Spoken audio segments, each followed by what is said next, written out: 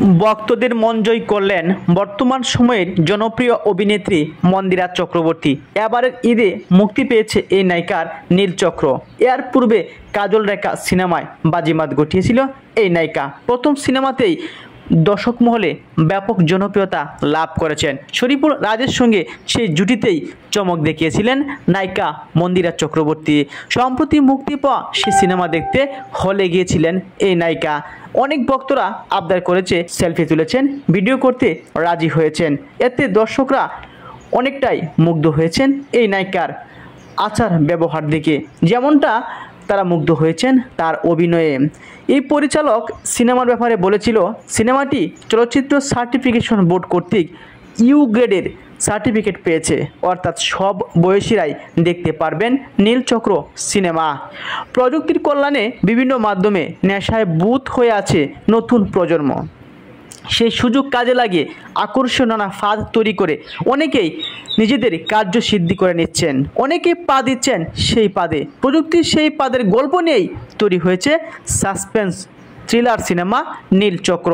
এই সিনেমা থেকে তরুণ প্রজন্ম এবং তার অভিভাবকরা অনেক কিছুই শিখতে পারবে। মিটু খানের সঙ্গে যৌথভাবে চিত্রনাট্য করেছেন নাজিম উদ্দৌলা। সিনেমাটি নিয়ে পরিচালক মিটু খান তিনি বলেন, আগে সিনেমাটি মুক্তি দেওয়ার ঘোষণা দিয়েছিলাম, তবে তখন বিএফএক্স এর কিছু কাজ বাকি থাকায় সম্ভব হয়নি।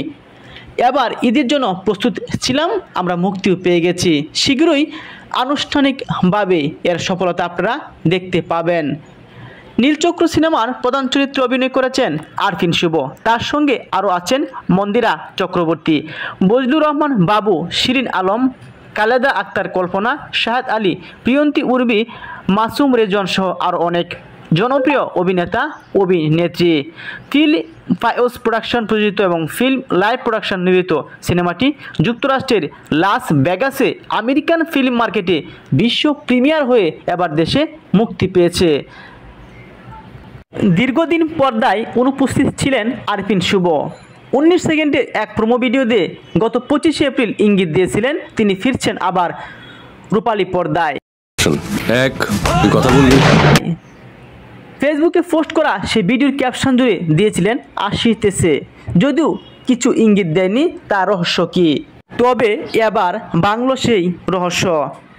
হাউসফুল হচ্ছে নীলচক্র সিনেমা, পাশাপাশি এবার ঈদে আরও 5টি সিনেমা মুক্তি পেয়েছে।